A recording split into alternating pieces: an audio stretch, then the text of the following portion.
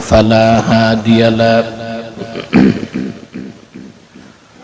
ونشهد أن لا إله إلا الله وحده لا شريك له ونشهد أن سيدنا وحبيبنا ومولانا محمدا عبد الله ورسوله صلى الله عليه وعلى آله وصحبه وسلم الذي أكمل الله به قصر النبوة أي ختم الله به النبوة وحكم لا نبي بعده وأعلن في القرآن بالبرهان أن محمدا صلى الله عليه وسلم خاتم النبيين والمرسلين الذي أرسله بالحق بشيرا ونذيرا وداعيا إلى الله بإذنه وسراجا منيرا فقد قال الله تعالى في كلامه المجيد والفرقان الحميد أعوذ بالله من الشيطان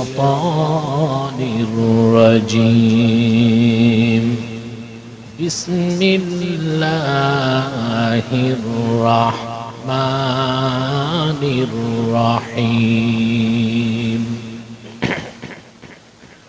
يا أيها الذين آمنوا اتقوا الله وقولوا قولا سديدا يصلح لكم أعمالكم ويغفر لكم ذنوبكم ومن يطع الله ورسوله فقد فاز فوزا عظيما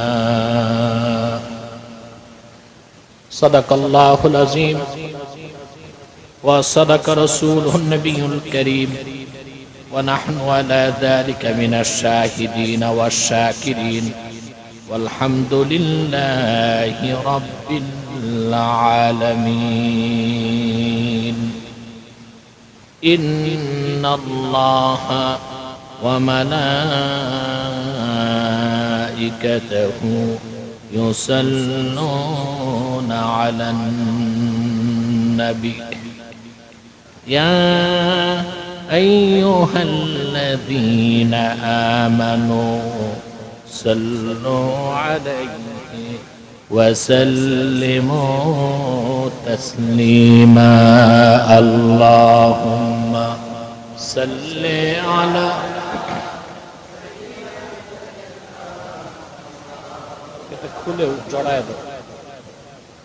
وعلى آله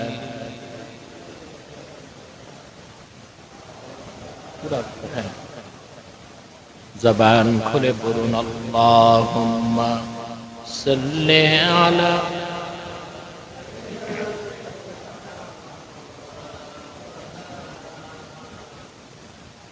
وعلى آل سيدنا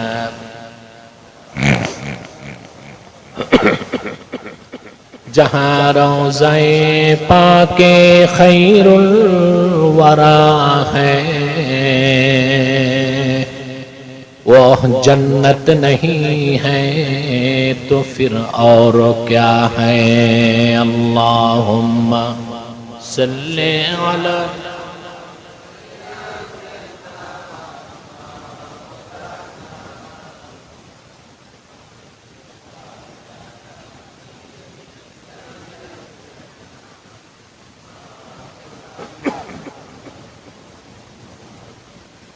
والحبيب الذي ترجى شفاعته لكل هول من الأهوال مقتحمي اللهم صل على سيدنا مولانا محمد وعلى آل سيدنا مولانا محمد محمد رسول الله صلى الله عليه وسلم ختم الله به النبوة وحكما لا نبي بعده بلغ العلا بكماله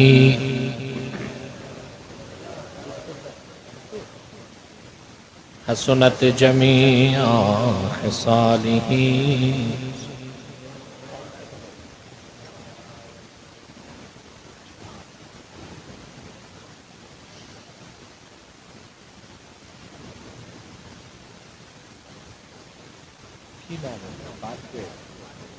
বাগবের দক্ষিণ পূর্ব পাড়া বাইতুন নাজাত জামে মসজিদ কমিটির উদ্যোগে আয়োজিত আজকের ওয়াজ ও দোয়া মাহফিলের সম্মানিত সভাপতি জনাব সালাউদ্দিন ভূঁইয়া বারাকাল্লাহু ফি আমরিহি ওয়া হাদাহুল্লাহু ইলা সিরাতিন মুস্তাকিম হাযরাত উলামায়ে কেরাম উলামায়ে ইজাম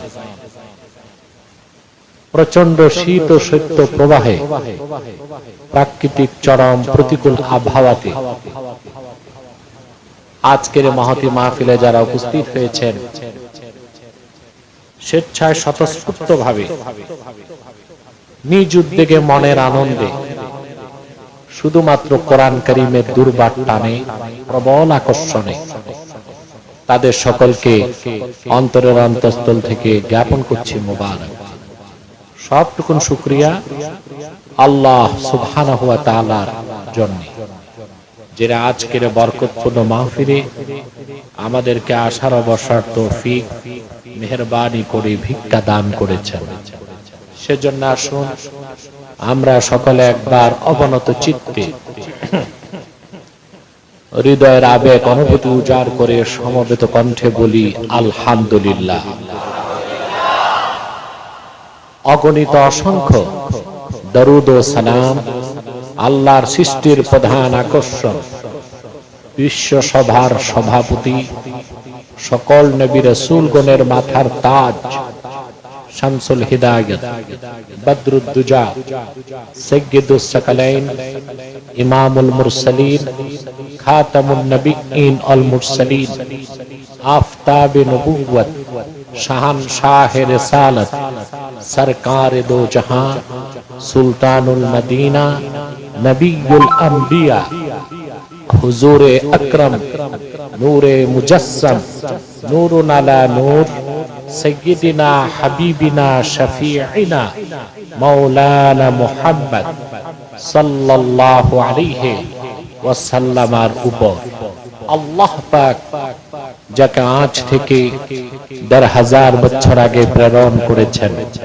সর্বশ্রেষ্ঠ ও সর্বশেষ নবী ও রাসূল হিসেবে, যার পরে আজ পর্যন্ত পৃথিবীতে অবশ্যই কোন প্রকার নবী কিংবা রাসূল অবশ্যই আসে নাই, অবশ্যই এখনো নাই, অবশ্যই কিয়ামত পর্যন্ত আসবে না। সম্মানিত সুধী, আজকে দীর্ঘক্ষণ বক্তব্য শুনেছেন আমার স্নেহধন্য ছাত্র মাওলানা মুফতি আব্দুর রহমান জাবেরী বক্তব্য রাখছেন। আলহামদুলিল্লাহ, নিশ্চয় তার বক্তব্যে আপনারা পুলকিত, আনন্দিত এবং তৃপ্ত। আলহামদুলিল্লাহ, কারণ সে আমার যোগ্য ছাত্রদের একজন এবং প্রতিষ্ঠিত মুবাল্লিগদের একজন। আলহামদুলিল্লাহ, আজকে আমি কোরআন কারীম সূরা আহজাব থেকে ৭০ এবং ৭১ দুটো আয়াত তেলাওয়াত করেছি। এই দুটো আয়াতকে কেন্দ্র করে নির্ভরযোগ্য মুফাসসির এবং মুহাদ্দিসগণের দৃষ্টিকোণ থেকে কিছু কথা আপনাদের সামনে তুলে ধরার চেষ্টা করব। যদি আল্লাহ পাক আমাকে ও আপনাদেরকে তৌফিক ভিক্ষা দান করেন, বলুন আল্লাহুম্মা আমিন।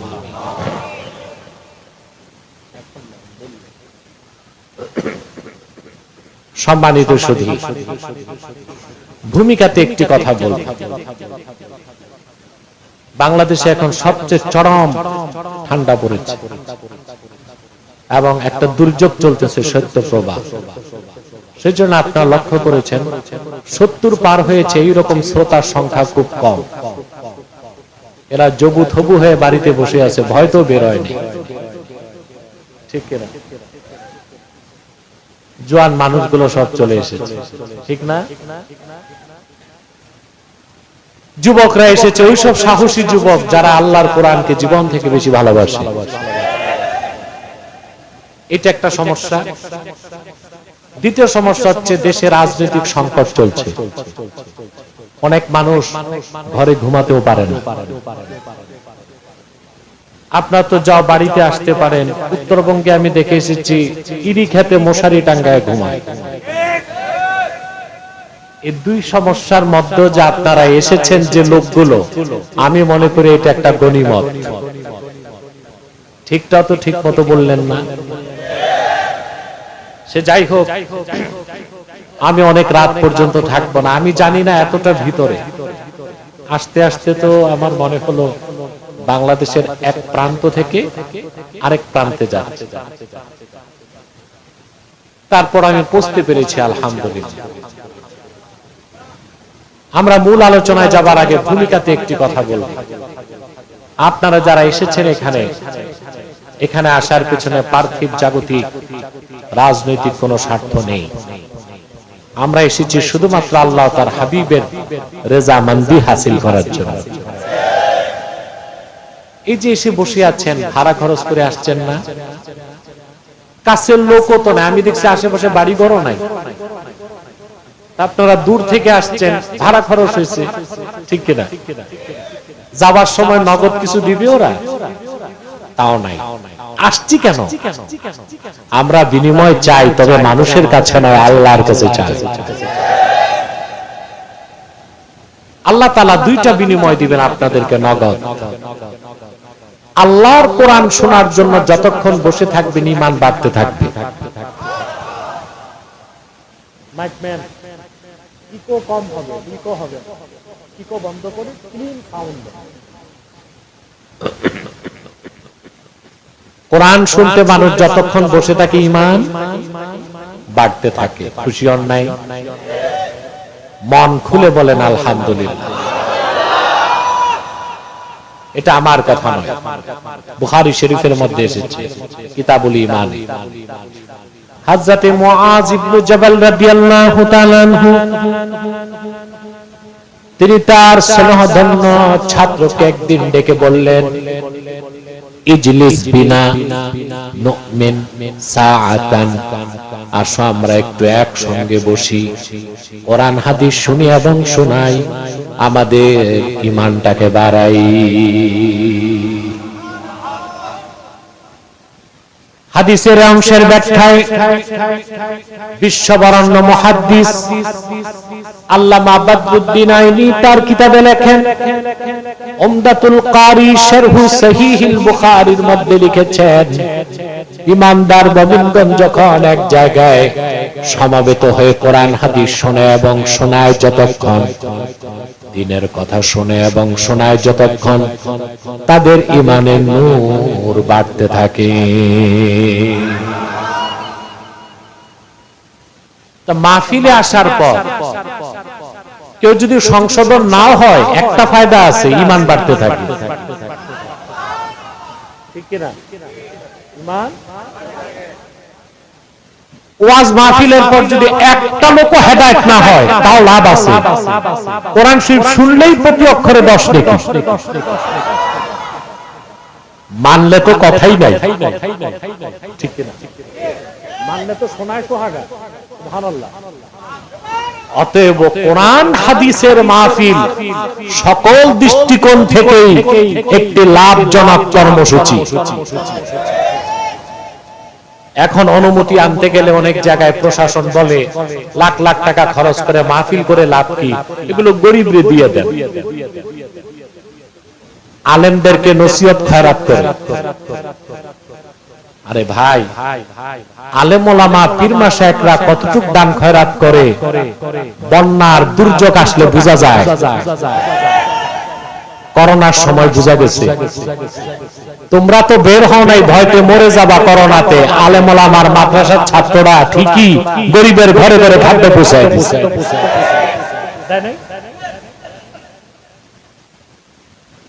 শুধু তাই নয়,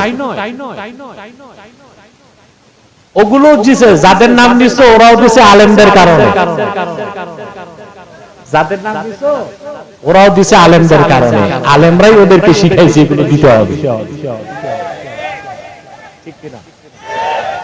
তাহলে ওয়াজ মাহফিল এটা সকল দৃষ্টিকোণ থেকে একটি লাভজনক কর্মসূচি। দুনিয়ারও ফায়দা, আখিরাতেরও ফায়দা। তবে ওই সব পুলিশ অফিসারকে প্রশ্ন করি, এই কথাটা তখন মনে পড়ে না ডিজে পার্টি করার সময়,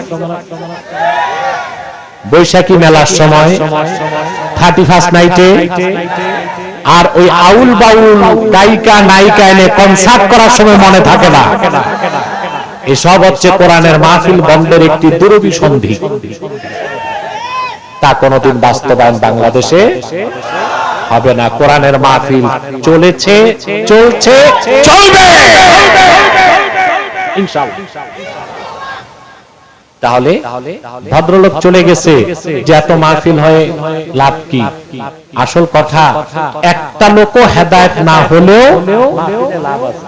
কি আছে? প্রতি অক্ষরে 10 নেকি। বসে থাকলে ঈমান, সুবহানাল্লাহি বিহামদিহি। দ্বিতীয় ফায়দা হচ্ছে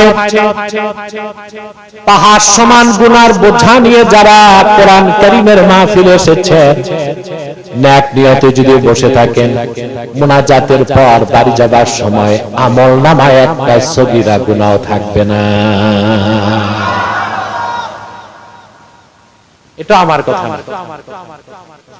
ইমামে হাইসামি হাদিসের বিখ্যাত কিতাব মাজমাউজ যাওয়ায়েদে বর্ণনা করেছেন, আল্লাহর হাবিব ইরশাদ করেছেন, আমার উম্মতের কোন ইমানদার যখন আল্লাহর কাছে দোয়া করে, বাকিরা পিছন থেকে যদি আমিন আমিন বলে, আমার উম্মতের সম্মিলিত মুনাজাত আল্লাহ ফেরত দেন না, সঙ্গে সঙ্গে কবুল করে নেন। আমরা একটু পরে মুনাজাত করব, এককভাবে না সম্মিলিত। তাহলে আমাদের গুনাহগুলো আল্লাহ মাফ করে দিবেন। এতে আমরা খুশি না বেজার? আমরা খুশি, মালিক খুশি, ফেরেশতারা খুশি, বেজার শুধু শয়তান। শয়তান বেজার, তার চালাচামুন্ডারাও। এখন শয়তানের একটা কাজ বাকি আছে, যে আপনাদেরকে ওয়াসওয়াসা দিয়ে উঠানো যায় কিনা মুনাজাতের আগে। আমরা নেক নিয়ত করে শয়তানের নাপাক গাল একটা চপেটা ঘাত করতে চাই। রাজি আছে? আমরা নিয়ত করছি কিছুক্ষণ পরে আজকের মুনাজাত করে গুনাহ মাফ করে নিষ্পাপ বেহেশতি আল্লাহ ওয়ালা হয়ে বাড়ি যেতে চাই। কারা কারা হাত তুলে আল্লাহ তাআলাকে দেখান? হাত লম্বা করেন, আল্লাহ তাআলা দেখুন। বলেন আল্লাহুম্মা আমিন। যারা দাঁড়িয়ে আছেন আল্লাহর রাস্তায় বসে যাওয়ার চেষ্টা করুন, তাহলে আপনি পূর্ণ সৌভাগ্যের অধিকারী হতে পারবেন ইনশাআল্লাহ। আর দেরি নয়, সরাসরি মূল আলোচনায় চলে যাচ্ছে। আমার সঙ্গে আপনারাও পড়ুন, যেন প্রতিটি অক্ষরের নূর আল্লাহ তাআলা আমাদের সিনায় মানকুশ করে দেন। বলেন আল্লাহুম্মা আমিন। قُلْ أَعُوذُ بِاللَّهِ مِنَ الشَّيْطَانِ الرَّجِيمِ بِسْمِ اللَّهِ الرَّحْمَنِ الرَّحِيمِ يَا أَيُّهَا الَّذِينَ آمَنُوا اتقوا الله وقولوا قولا سديدا يصلح لكم أعمالكم ويغفر لكم ذنوبكم ومن يطع الله ورسوله فقد فاز فوزا عظيما الله تعالى তার হাবিব আখিরি নবী মুহাম্মদ সাল্লাল্লাহু আলাইহি সাল্লামের ঈমানদার বিশ্বাসী উম্মতদেরকে বলেন ইয়া আইয়ুহাল্লাযীনা আমানুত্তাকুল্লাহ ঈমানদারগণ মহান আল্লাহকে ভয় করো ওয়া কুলু কাওলান সাদীদা আই কুলু কাওলান মুস্তাকিমা লা ইজাজা ফীহি ওয়া লা ইনহিরাফ আর যা সত্য হক সোজা সিধা কথা তা বলো যে কথায় কোনো বক্রতা নাই যে কথায় কোনো পাশ কাটা নাই যে কথায় স্বার্থ রক্ষা নাই যা সত্য যা বাস্তব যা হক তা নির্দ্বিধায় বলো কয়টা নির্দেশ আপনারা শীতে মনে হয় ড্যাম হয়ে গেছেন নাকি আরে ভাই কথা বলেন তো আমি কবরস্থানে না মাহফিলে আমাকে তো এনভায়রনমেন্ট সাপোর্ট দিতে হবে হবে না আপনার হইছে যে ঘুমাইন না মুরব্বিরা তাহলে আল্লাহর নির্দেশ কয়টা আল্লাহকে ভয় করো হক কথা বলো বান্দা যদি দুইটা কাজ করে আল্লাহ বান্দাদের জন্য দুইটা কাজ করে দেবার ওয়াদা করছেন সেটা কি ইউসলিহ লাকুম আ'মালাকুম ওয়া ইয়াগফির লাকুম যুনুবাকুম তাহলে আল্লাহ রাব্বুল আলামিন তোমাদের সব আমলগুলোকে ঠিক করে দিবেন জান্নাতে যাবার জন্য যতটুকু আমল দরকার নিখুঁতভাবে করার তৌফিক দিবেন আর তোমাদের জিন্দেগীর গুনাহগুলোকে আল্লাহ পাক ক্ষমা করে দিবেন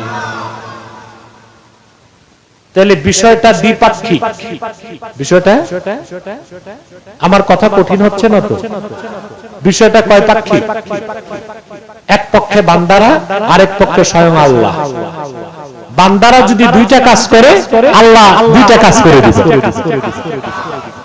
বান্দাদের কাজ হচ্ছে তারা আল্লাহকে ভয় করবে আর সত্য কথা বলবে আল্লাহ তখন কি করবেন বান্দাদেরকে বেহেশতে যাওয়ার জন্য যতটুকু নেক আমল দরকার ততটুকু আল্লাহ জোর করে করাবেন ভাই এই কথার ওজন বুঝতে পারেন নাই আল্লাহ নিজ দায়িত্বে জান্নাতে যেতে যতটুকু নেক আমল বান্দার দরকার হয় তা বান্দারে দিয়ে করায় নিবে এবার বুঝছেন আল্লামা ইবনে কাসির তাফসীর ইবনে কাসির আয়াতের ব্যাখ্যায় লেখেন ওয়া ওয়া'আদাহুম আন্নাহুম ইযা ফাআলু যালিকা আসাবাহুম আলাইহি বিআন ইউসলিহা আ'মালাহুম আইয়ুওয়াফিকুহুম লিল আ'মালিস সালিহা বান্দারা আল্লাহর নেককার বান্দারা যখন দুইটা কাজ করবে আল্লাহকে ভয় করবে আর হক কথা বলবে আল্লাহ তাআলা তাকে নেক আমল করার তৌফিক দান করবেন তারে সওয়াব দিবেন আমলগুলো আল্লাহ ঠিক করে দিবেন আর জান্নাতে যাবার জন্য যতটুকু আমল করা দরকার জোর করে তারে দিয়ে আদায় করবেন জোর করে তারে দিয়া করায় নিবেন ওয়া ইয়াগফির লাকুম যুনুবাকুম আর দুই নাম্বার কাজ আল্লাহ তাআলা তোমাদের জিন্দেগীর সব গুনাহ maaf করে দিবেন আল্লাহ তাআলা করে দিবে আমরা করব কয়টা কাজ আল্লাহ করবেন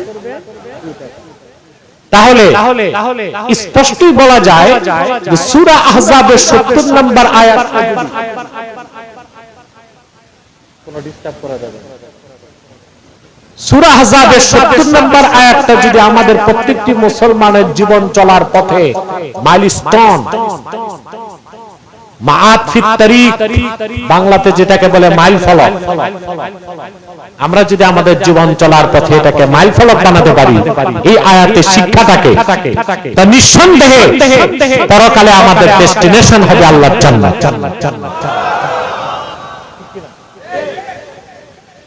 আমার ভাইরা সূরা আহজাবের 70 নম্বর আয়াত, যে আয়াতে আল্লাহ পাক বান্দাকে দুইটা কাজের নির্দেশ করলেন, ইয়া আইয়ুহাল্লাযীনা আমানুত্তাকুল্লাহ, তোমরা আল্লাহকে ভয় করো, ওয়া কুলু কাওলান সাদীদা, আই কুলু কাওলান মুস্তাকিমা, লা ইজাজা ফীহি ওয়া লা ইনহিরাফ, আর যা কোরআন সুন্নাহর আলোকে সত্য কথা, হক কথা, সেই কথা বলো।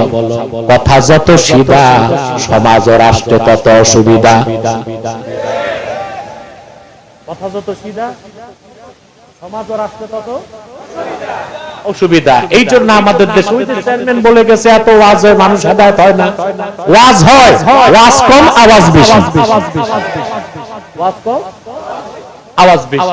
2 ঘন্টা বক্তা কথা বলতেছে, কোরআন সুন্নাহর মানদণ্ডে মাপলে দেখবেন খুব কম ওয়াজ, বাকিটা আওয়াজ। তো হেদায়েত হবে কেমন? 2 নাম্বার হচ্ছে ওয়া কুলু কাওলান সাদীদা, আল্লাহ বলেছেন হক কথা বলো। ঈমান আনার পরে হক কথা বলার চেয়ে বড় সাধনা আর কিছু না। আমার দেশে যারা বক্তা আছেন, স্কলার আছেন, তারা কিন্তু সব সময় বিভিন্ন প্রতিবন্ধকতার কারণে হক কথাগুলো বলতে পারেন না। মসজিদের খতিব যখন মিম্বরে বসে, ভাবছে সুদের বিরুদ্ধে কথা বলি, ডানে তাকায় দেখে সভাপতি বসা, তিনি গ্রামীণ ব্যাংকে চাকরি করে। খতিবের বাপেরও তো ক্ষমতা নাই খতিব দিয়া সুদের বিরুদ্ধে ওয়াজ করাবে। সম্ভব? চাকরি থাকবে, সুদ গেছে। এবার ইমাম সাহেব চিন্তা করছে, তাহলে ঘুষের বিরুদ্ধে কিছু বলি। টাকা দেখে বামে সেক্রেটারি বসা, উনি সাবেক দারোগা। সুদও গেছে, ঘুষও গেছে। ইমাম সাহেব ভাবছে আমিও ঠিকঠাকই, ওরাও ঠিকঠাক। শুরু করছে কবরের বয়ান। এখন সব সভাপতি করছে সুবহানাল্লাহ, সেক্রেটারি কয় আলহামদুলিল্লাহ। নামাজের পর ইমাম সাহেব দেশি মুরগি দিয়া মেহমানদারি করছে। তাহলে কি হক কথা হচ্ছে সমাজে? পীর চিন্তা করে সব কথা বলে মুরিদ ছুটবে। তথাকথিত ইসলামিক স্কলার নামের স্ক্রু ড্রাইভার যারা টিভি চ্যানেলে কথা বলে, তারা মনে করছে সব কথা বললে চ্যানেলে চান্স যাবে। বক্তা মনে করে সব কথা বললে তো শ্রোতা হারাবো। নেতা মনে করে সব কথা বললে কর্মী কই পাবো। সেই জন্যই বাংলাদেশে 3 লক্ষের উপর মসজিদ আছে, হাজার হাজার মাদ্রাসা আছে, 1,98,000 পীর সাহেব আছে, হাজার হাজার খানকা আছে, মুরিদ আছে, কিন্তু 50 বছরও বাংলাদেশে ইমারতে ইসলাম, ইসলামী হুকুম কায়েম করা যায় নাই। সুদ বন্ধ করা, ঘুষ, দুর্নীতি, চাঁদাবাজি, রাহাজানি, মানুষ মানুষকে হত্যা, রাজনীতির নামে সহিংসতা, দেশ বিক্রির চক্রান্ত বন্ধ করা যায় না যদি কোরআন সুন্নাহর নির্দেশনায় আমার দেশের স্কলার আলেমরা হক কথাগুলো বলতো, তাহলে আগামীকাল পূর্ব দিগন্তে সূর্য উদয় হবে। সত্য বাংলাদেশ হবে ইসলামের বাংলাদেশ, এটাও সেই রকম সত্য, কোনো সন্দেহ থাকবে না।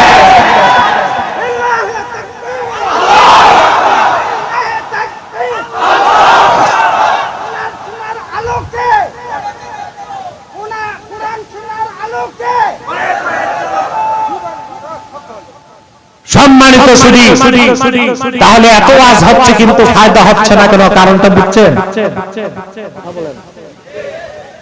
পুরা না বুঝলে কিছু তো বুঝছেন, আর পুরা বুঝবেন না, কারণ আপনারা মেড ইন বাঙালি। বুঝবো, বুঝতে চান না, বুঝতে চাইবেন না, বুঝলে তো যায় ধান্দা যায়। সুদ বাদ দিতে হয়, ঘুষ বাদ দিতে হয়, তখন দায়টা চাপায় দেন আলেমদের উপর। কোন দিক যাবো? এই আলেম বলে, এ বলে, এইটা, তা আমরা জাহান্নামে যাই। কেন? আলেম এইটা বলে, ওইটা বলে, এটা বুঝবে না কেন? দোকানে গেলে ঘি কোনটা আসল তা তো নাকে লাগায়া সুইঙ্গা কিনা। বাজারে গেলে দেশি মুরগি ওজন দেয়, দেশি মুরগি ঠিক আছে কিনা, আবার পেটে চাপ দেয়। বাজারে মাছ কিনতে গেলে ফুলকাটা উঠায় দেখে পচা কিনা। বিয়ে করতে গেলে বউ চিনে, শুধু কোনটা ঠিক কোনটা বিটিক এইটা চিনো না। এই হুজুরে বাঙালি দুনিয়া চললো, আসলে চলবে না। চলবে? এবার আসেন, খুব দ্রুত আমি সামনের দিকে যাই। আমরা আজকে সময় দেখব না, কথা হচ্ছে কি তা দেখব। কথা বলার দুইটা নীতি, একটা বেশি সময় কম কথা, আর একটা কম সময়ে বেশি কথা। আজকে আমরা চলবো দ্বিতীয় নীতিতে, কম সময়ে বেশি কথা ইনশাআল্লাহ। আর আজকে কম কথা বলবো এই জন্য, আমি কবে 25 জানুয়ারি না 25 ডুমনি মাহফিলে আসতেছি। ওখানে গত 2 বছর আগে এসেছিলাম। তো গতবার তারা তারিখ চেয়েছিল, আমি দিতে পারি নাই। আমি এটা আমার দুর্বলতাই বলতে পারেন, আমি একটু ব্যস্ততার কারণে দেশে দেশের বাইরে আল্লাহর দ্বীনের দাওয়াত নিয়ে যেতে হয়, সেজন্য এক জায়গায় বারবার আসাটা সম্ভব হয় না। এজন্য ডুমনিতে আমি 2 বছর আগে তারিখ 25 জানুয়ারি আসতেছি ইনশাআল্লাহ। ওই দিন তো শীত একটু কম থাকতে পারে ইনশাআল্লাহ। আজকেও শীতের মধ্যে ভালোই লোক চলে এসেছেন আপনারা, আলহামদুলিল্লাহ। আমি সকলকে দাওয়াত করলাম। ডুমনি চিনেন তো না? পত্রিকা অ্যাডভার্টাইজ দিতে হবে, সব চলে যাবেন দল বেঁধে। ওখানে আমি আরো আগে আসবো। আজকে তো আমি যে উত্তর মেরু দিয়ে আইছি না দক্ষিণ মেরু দিয়ে নিজে বুঝতেছি না। হ্যাঁ,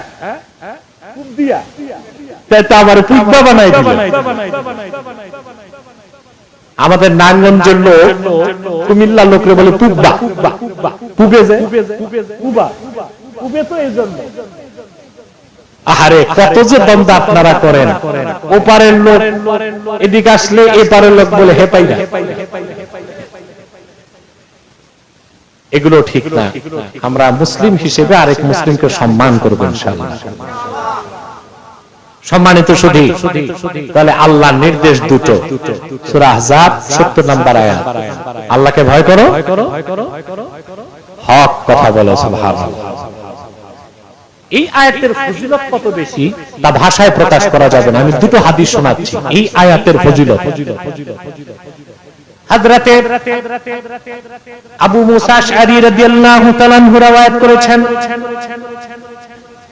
সাল্লা বিনা রাসূলুল্লাহ সাল্লাল্লাহু আলাইহি ওয়াসাল্লাম সালাতাজ যুহরি ফালাম্মা সারাফা আও মা ইলাইনা ইয়াদিহি ফাজালাসনা। আল্লাহর রাসূল মুহাম্মদ সাল্লাল্লাহু আলাইহি ওয়াসাল্লাম আমাদেরকে নিয়ে যোহর নামাজ পড়লেন। যখন যোহর নামাজ শেষে আমাদের দিকে ফিরে বসলেন, হাতে তিনি ইশারা করলেন বসার জন্য। আমরা বসে গেলাম। তারপর আল্লাহর হাবিব বললেন, ইন্নাল্লাহা আমারানি আন আমুরাকুম আন তাত্তাকুল্লাহ ওয়া তাকুলু কাওলান সাদীদা সুম্মা আতান নিসা ফাকালা ইন্নাল্লাহা আমারানি আন আমুরাকুন্না আন তাত্তাকিনাল্লাহ ওয়া তাকুলনা কাওলান সাদীদা। আবু মুসা আশআরী বলেন, মসজিদ নববীতে আল্লাহর হাবিব সাল্লাল্লাহু আলাইহি ওয়াসাল্লাম যোহর নামাজ শেষ করলেন। যোহরের পর আমাদের বসতে বললেন, আমরা বসে গেলাম। রাসূলুল্লাহ বললেন, সাহাবীরা, আল্লাহ আমাকে নির্দেশ করেছেন আমি যেন তোমাদেরকে নির্দেশ করি। সেটা কি? আন তাত্তাকুল্লাহ, তোমরা একমাত্র আল্লাহকে ভয় করবে। ওয়া তাকুলু কাওলান সাদীদা, আর সব সময় হক কথা বলবে, সত্য কথা বলবে। অতঃপর আল্লাহ রাসূল সাল্লাল্লাহু আলাইহি ওয়াসাল্লাম মসজিদ নববীতে মহিলাগণ যেখানে বসা ছিলেন সেখানে আসলেন। পর্দার আড়াল থেকে বললেন, শোনো মহিলারা, ইন্নাল্লাহা আমারানি আন আমুরাকুন্না আন তাত্তাকিনাল্লাহ ওয়া তাকুলনা কাওলান সাদীদা। মহান আল্লাহ আমাকে নির্দেশ করেছেন আমি যেন তোমাদেরকে নির্দেশ করি, মহিলারা তোমরা একমাত্র আল্লাহকে ভয় করবে, আর যখন কথা বলবে সত্য কথা বলবে।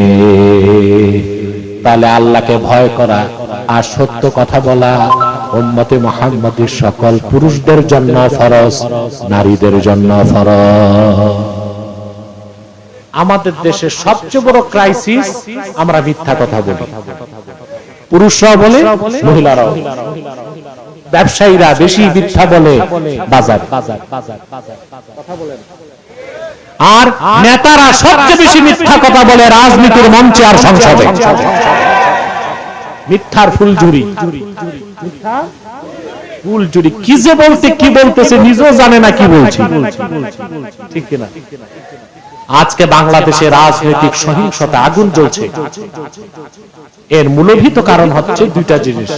আমাদের রাজনীতিতে চলে এসেছে প্রতিহিংসা আর মিথ্যা।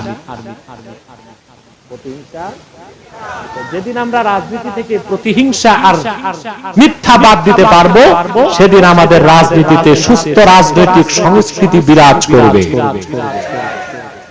আর যদি তা করতে না পারি, তো রাজনীতির নামে একজন আরেকজনের কল্লাই নিতে থাকবে, হবে না। তাহলে কয়টা নির্দেশ? আল্লাহকে ভয় করতে হবে, সত্য কথা বলতে হবে।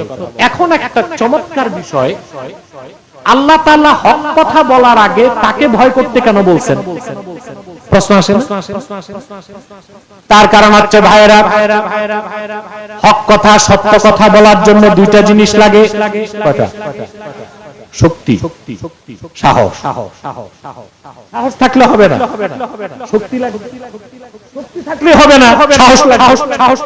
সাহস ছাড়া হক কথা বলা যাবে? এবার ভালো করে বুঝুন। আপনি স্টেজে আসছেন, আর নামবেন, সুপার গ্লু লাগায় বসেন। আরে ভাই তোমরা বসো না, যারা আসছে। আমাদের মাহফিল অনেক সময় হিন্দুরাও আসে, বসতে লজ্জা পায়, নিষেধ করি না। ওইরকম যারা মুসলমান যারা আছে, আল্লাহর রাস্তায় বসো। থাক থাক থাক, ভয় পাচ্ছে বসতে। অনেকে আবার দাঁড়ায় থাকে বাইরে সেফ এক্সিটের জন্য, সমস্যা হলে পাতালি। সম্মানিত সুধী, কথা খেয়াল করতেছেন? এই আয়াতের